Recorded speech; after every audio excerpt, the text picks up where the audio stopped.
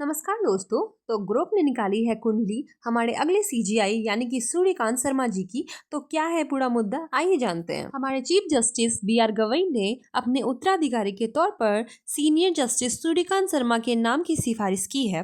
केंद्र के मंजूरी के बाद सूर्यकांत देश के 53वें मुख्य न्यायाधीश बनने जा रहे हैं। परंपरा यह है कि चीफ जस्टिस अपने उत्तराधिकारी की घोषणा तभी करते हैं जब उन्हें कानून द्वारा ऐसा करने को कहा जाता है। हमारे चीफ जस्टिस बीआर गवई का कार्यकाल 23 नवंबर 2025 को समाप्त होना जा रहा है, जिसके बदले उनके स्थान पर 24 नवंबर को जस्टिस सूर्यकांत उनकी पद को ग्रहण करने जा रहे हैं। सीनियर जस्टिस सूर्यकांत शर्मा पर कई तरह के करप्शन के आरोप भी रहे हैं और कई तरह के घोटाले में भी उनका नाम पाया जा रहा है। अभी ही नहीं, पुराने कई समयों से भी उन पे कई तरह के मामले अदालतों में कार्यवाही के जरिए सामने आया है। जस्टिस सूर्यकांत अपने अदालत में तीसरे वरिष्ठ जज हैं। उन्होंने अपनी पत्नी के साथ साथ चंडीगढ़, पंचकुला, दिल्ली और गुड़गांव में भी आवासीय संपत्ति की घोषणा की है। उन्होंने 6000 से ज़्यादा की 31 एफडी की डिपॉजिट रसीद भी अपनी निवेश के तौर पर दर्ज करवाई है।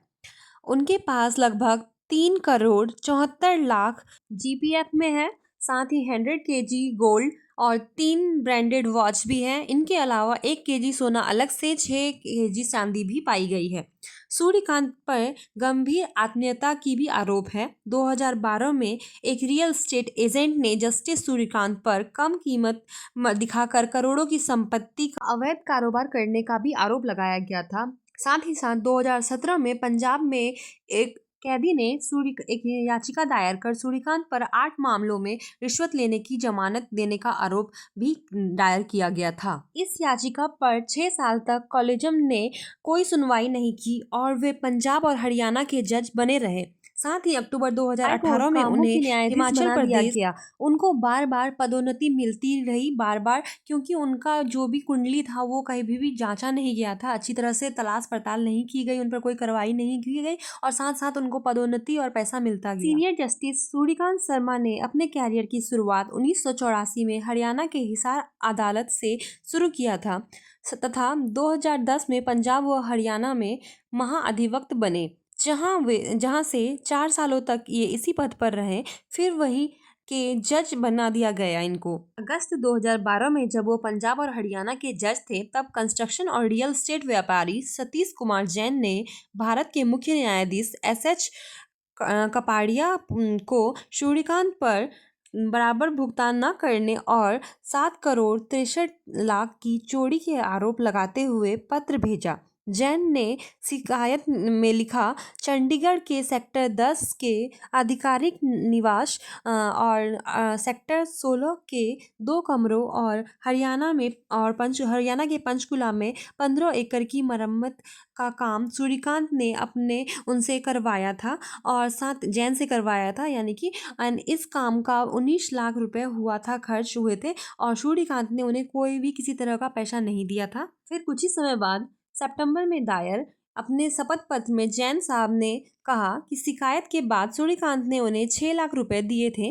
शायद सूर्यकांत के साथ विवाद चलते चलते सूर्यकांत का वह सच जैन ने जज के सामने ला दिया और इसी पर मंजूल ने लिखा है कि अखबारों में प्रोफाइल छप रहा है जज साहब का, इन सब बातों का कोई जिक्र नहीं है। ये 2027 तक चीफ जस्टिस रहेंगे। उम्मीद है न्यायपालिका का अमृतकाल चरमोत्कर्ष पर रहेगा।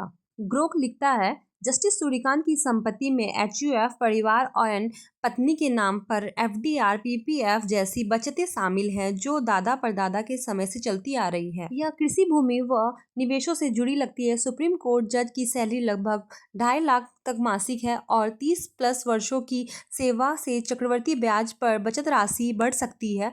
कोई भ्रष्टाचार का ठोस प्रमाण नहीं है। साथ ही एससी ने पारदर्शिता के लिए विवरण सार्वजनिक किए हैं। लोग कहते हैं कि अभी तक उन पर किसी तरह का भी ठोस प्रमाण नहीं मिला है कि वो उन्होंने गलत किया है। साथ ही उन पर कोई इल्जाम अभी नहीं लगाया जा सकता है। तो ये क्या करप्शन है या कुछ और है, फिलहाल तो ये जांच का विषय है। जैसे ही आगे खबर में हमें मिलेगी हम आप तक जरूर पहुंचाएंगे। आशा करती हूँ कि आपको हमारा ये वीडियो पसंद आया होगा। अगर आपको हमारा ये वीडियो पसंद आया हो तो वीडियो को लाइक और शेयर करना बिल्कुल ना भूले। साथ ही हमारे चैनल को सब्सक्राइब कर ले ताकि आप आगे भी ऐसे ही अपडेटेड रहें। Thank you.